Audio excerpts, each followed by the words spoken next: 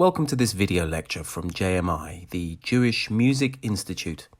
My name is Gil Karpus, Events and Marketing Manager for the JMI. In this lecture, you're going to hear from Dr. Stephen Wilford of Wolfson College, Cambridge, as he presents his lecture that he gave at JMI's Judeo-Arabic Music Conference, Yala, entitled Hearing and Seeing Judeo-Arabic Music in Colonial Algeria. I would like to begin by thanking everybody at the JMI and SOAS who've been involved in making Yala possible, both at the wonderful conference that took place in February and through this recorded lecture series. In particular, I'd like to say a big thank you to Alana Webster-Kogan, Vanessa Paloma Elbaz and Gil Karpas for all their hard work and commitment. In this presentation, I will be providing an overview of the exhibition that I presented at the Yala conference in February 2020, and this will be followed by the images from that exhibition, accompanied by some Jewish Algerian music. Perhaps surprisingly for a conference focusing upon music and sound, my research in this area explores images and photographs, and particularly the millions of postcards that were produced and circulated during the colonial period in Algeria. In this presentation, I'll be discussing the ways in which both Jews and Muslims in early 20th century Algeria were represented through images, and I'll be considering what these images can tell us about how music and musicians were treated at this time. Algeria was a French colony from 1830 to 1962, when self-determination was won after a bloody 8-year war of independence. It's important to understand that the French treated Algeria very differently to their other colonies in North Africa and beyond. Declared an integral part of the French Republic in 1848, Algeria was split into départements to be governed in the same manner as those in mainland France, and in the process stripping Algeria of any sense of its own identity or history. However, French citizenship was restricted to European Christian settlers and later to Jews, although Jews officially remained indigènes or natives, and therefore remained differentiated from Christians.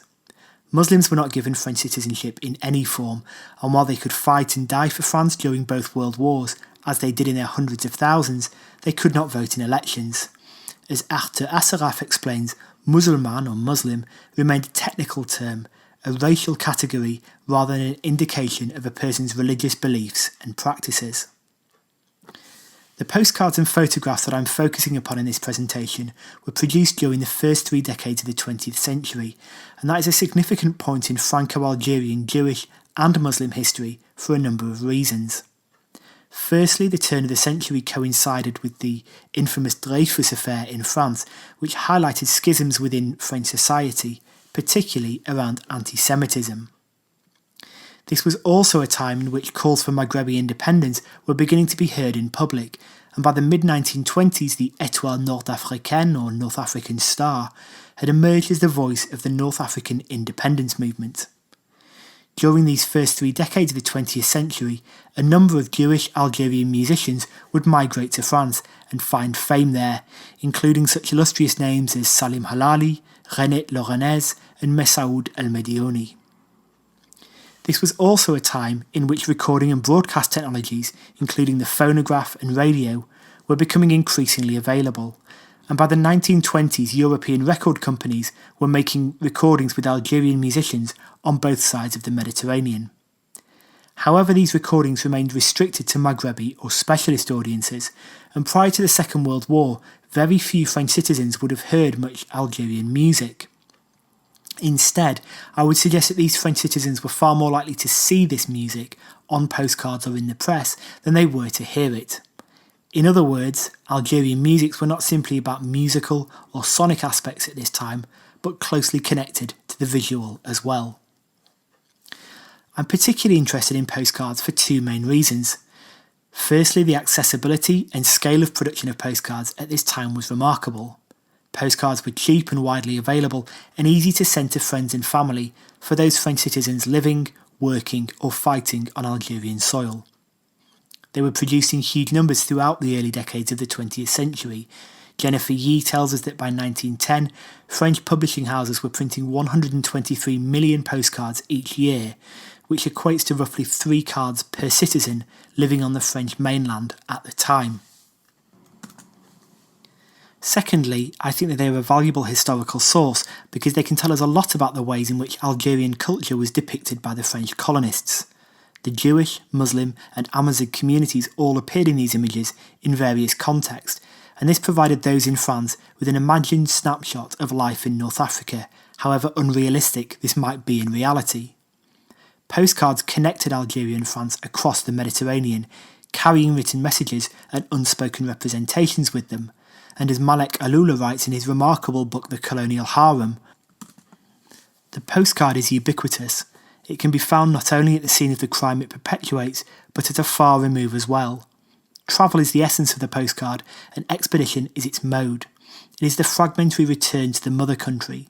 It straddles two spaces, the one it represents and the one it will reach. It's impossible to tell today just how many of these postcards featured images of music, musicians and musical instruments, but they were certainly produced in their thousands.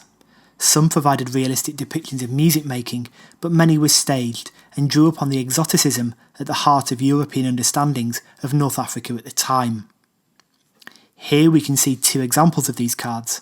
On the right is a photograph of a player of the kamancha, the upright fiddle or violin, in traditional clothing.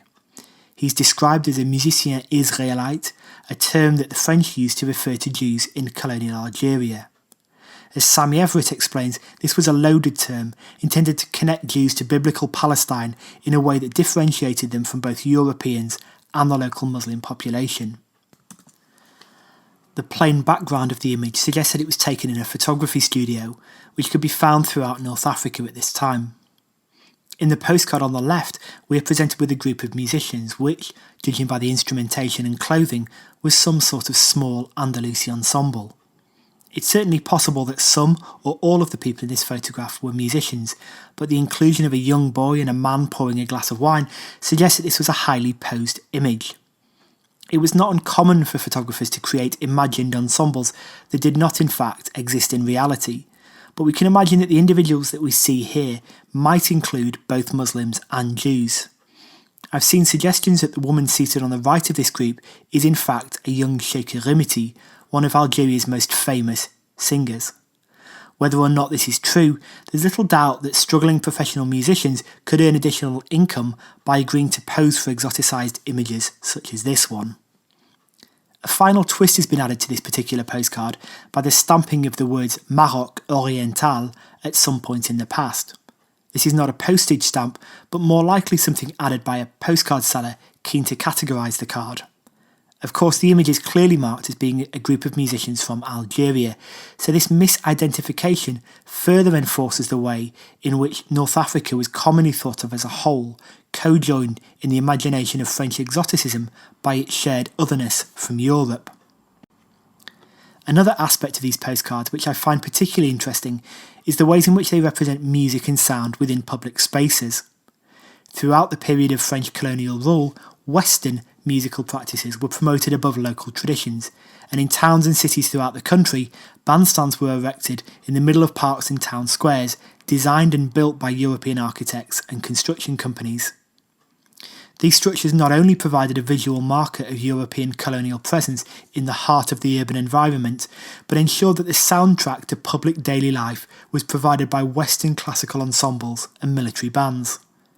Adorned with tricolours and emblems of the French Republic, these bandstands were sites of musical performance at weekends and on days of Catholic European celebration. Importantly, the images of these bandstands reinforced the separation between French settlers and Algerians. Jewish and Muslim musicians are absent from these sites of musical performance, which placed Europeans at the centre of music making in Algeria. Rebecca Deroux, writing about such postcards, argues that the cards express the separation of and difference between Europeans and Algerians in terms that were immediately legible to 19th century Europeans. The organisation of urban space and racial categories based on physiognomies. These frameworks were used to represent French control over and displacement of the Algerian population and to justify the French presence in Algeria. On this postcard, we can see a concert of Western classical music taking place in a popular park situated on the edge of the Mediterranean in Oran, in western Algeria. The card was sent from Algeria to a woman in southwestern France in 1906 with a simple message wishing her a happy new year. If we look closely, we can see that the musicians are dressed formally and that the necks of cellos and double basses are just about visible. The audience is also smartly dressed and appears to be almost exclusively European, including members of the French military. It was cards such as this one which normalised the performance of non-local Western musics in the heart of cities and towns across Algeria. Another interesting aspect of this particular card are the initials LL, which we can see printed in the bottom right corner. These initials appear on thousands of postcards from this period, not only in Algeria, but throughout North Africa and the Middle East. Many of these cards have survived, but the identity of the photographer has often eluded postcard specialists. William Duval, for example, describes the elusive LL as a bit of a Scarlet Pimpernel. His globe-trotting activities took him and his camera to many places foreign to his native shores, with no one quite knowing where or when he would turn up next. But such is the clarity and sparkling animation of his work, it's instantly recognisable even before those telltale initials have been cited. However, Naomi Shaw believes that the initials in fact refer to two brothers, Ernest and Lucien Lévy, two French Jews and the sons of J. Georges Lévy. Their father owned Maison Lévy in Paris, one of the most successful printing and image publishing houses in France. In 1921, they amalgamated with one of their competitors to form Lévy Nourdain Réunis, which became one of the largest printers and publishers in Europe. Not only does this highlight the vast commercial aspect of postcard publishing at this time, forming a multi-million franc industry on both sides of the Mediterranean, but also evidences the fact that Jews were involved throughout the process, appearing as subjects, taking photographs, and printing and publishing these images for commercial sale. In contrast, the musical and sonic practices of the local Jewish, Muslim, and Amazigh communities tended to take place in private homes or quasi-private communal spaces such as cafes, synagogues, and mosques. Religious practices and religious places of worship appeared regularly on French postcards of this era. Groups of Muslims praying or listening to Quranic recitation were particularly popular themes, but Judaism was also represented by photographs of synagogues across Algeria. The image on the left of your screen shows the magnificent synagogue in Oran, which was converted to a mosque after independence in 1962. While the French recognised synagogues and mosques as private spaces of religious worship, this made them all the more intriguing to those with orientalising tendencies, and they were acknowledged as spaces in which prayer, singing and music played an important role for Jews and Muslims. While the images that I have discussed in this presentation undoubtedly contributed to a sense of French colonial dominance in Algeria, the story is not complete without recognising the fact that some local Jewish and Muslim musicians did in fact perform in public contexts. An example of this is the renowned and revered ensemble El Mutribia, formed in 1912 by the Jewish master of Andalusi music, Edmond Yafil. You can see Yafil in the image on the right of your screen, seated in the middle of his orchestra. As Jonathan Glasser writes, El Mutribia were the first Andalusi ensemble to perform in public squares throughout Algeria, and played a significant role in the migration of Andalusi music from private contexts, such as cafes and homes, to public ones, such as town squares and concert halls. Nevertheless, Mutribia were the exception rather than the rule, certainly at this point in time, and the photographs taken of musicians and music making in colonial Algeria, which appeared on so many of these postcards, served to reinforce European physical and sonic domination in North Africa. When a hard-fought independence was won by Algerians in 1962, it meant an end to French rule and new opportunities for local musicians to perform in public contexts. Sadly, this period also saw the mass exodus of most of Algeria's Jewish community, who chose to move to Europe, North America and Israel. Many of the musical collaborations and co-productions between Jews and Muslims, which had long typified Algerian musical culture, disappeared overnight. We might therefore see some of these images of musicians and musical ensembles as an important visual record of Algerian music at this time. While this staged and often highly exoticised way in which musicians were routinely treated by European photographers is undoubtedly problematic, we can at least look at these images now and remember the huge contribution that both Jews and Muslims made to Algerian music in the early decades of the 20th century. Thank you for taking the time to watch this video and listen to this lecture. If you have any questions or would like further information about this research or the project that I am currently involved in, please feel free to contact me via email or check out our website and social media presence. The details are on screen now. I'd like to thank all of my colleagues on the project, as well as the European Research Council, Cambridge University and Wolfson College, Cambridge, whose support have made this project possible. The images from the exhibition that appeared at the Yala conference will now follow, accompanied by the wonderful music of Jewish Algerian legend Messaoud El-Medioni, also known as Saoud Loughane. Thank you again.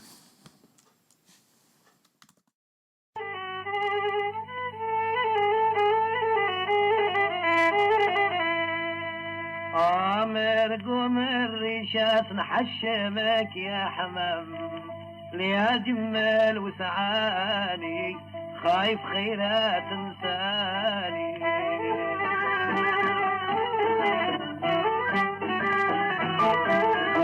ايدا تغدر ترقى بالغسلام قلتني سمحاني خايف خيرات تنساني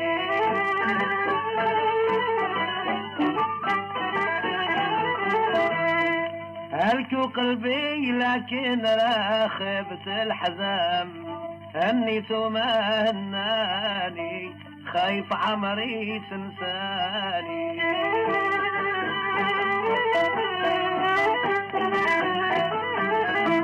بعدين ينسى خيرات فكر الغرام يبرى ويجدد ثاني خايف خيرات تنساني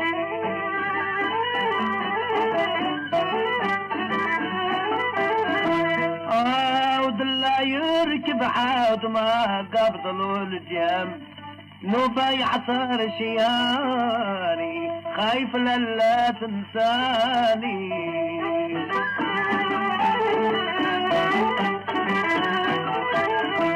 أراني في رصفة طلبت غير الزمام سيسيل الواد رماني خايف لا تنساني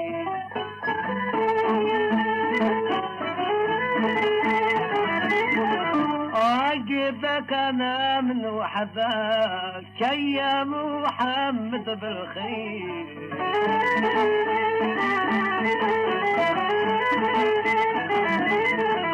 سبتي سقام الجردة ما نبت الخير بالغير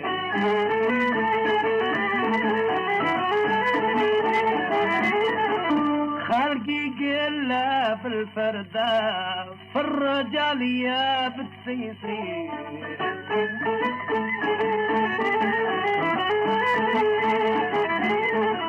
ما تدوم ايام الشدة يحن ربي بيام الخير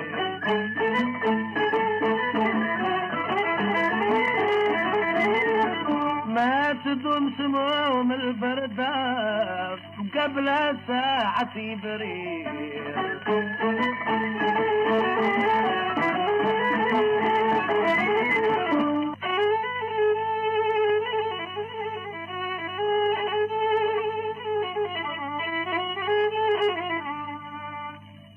ما تدوم الظلمة السوداء القمر فيه الناس تصير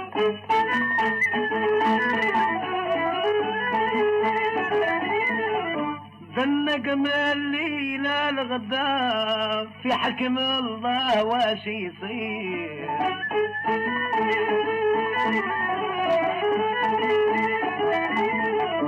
صلي كي يطير الصدام ما جبر جنحه باش يطير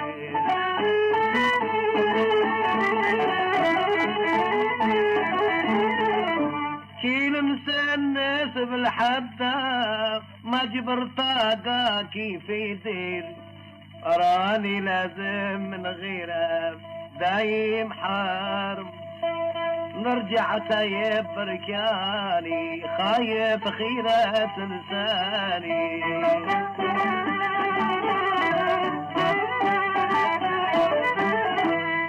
ماشي بني يا خوتي لا تغرم صار والحب فناني خايف عمري تنساني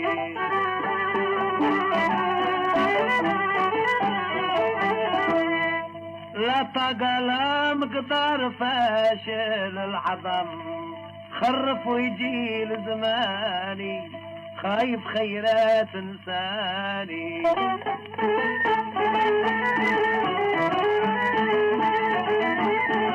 والغرام شاية حسرة ما بقى صاحب درب كوين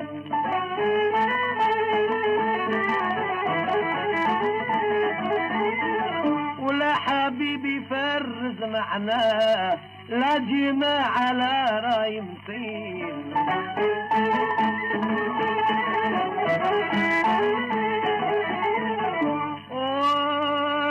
ولا قسمت تلغط بالغاه لا تضلي عقد بالليل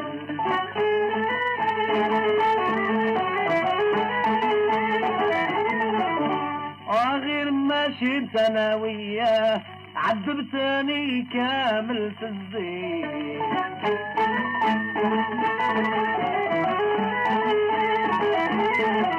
الحبيب اللي نستناه درقوا الجبال على العينين